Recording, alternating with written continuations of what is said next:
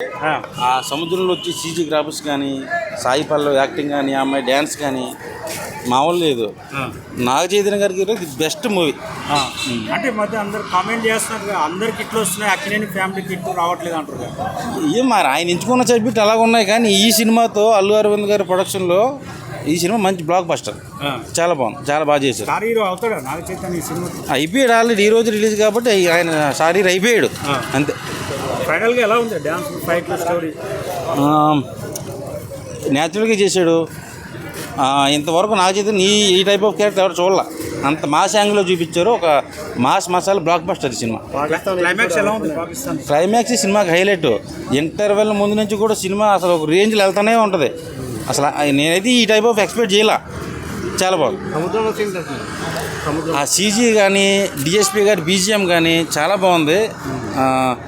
నేను ఎక్స్పెక్ట్ చేసుకున్న దానికంటే డబుల్ ఉంది ఈ సినిమా. చాలా బాగుంది.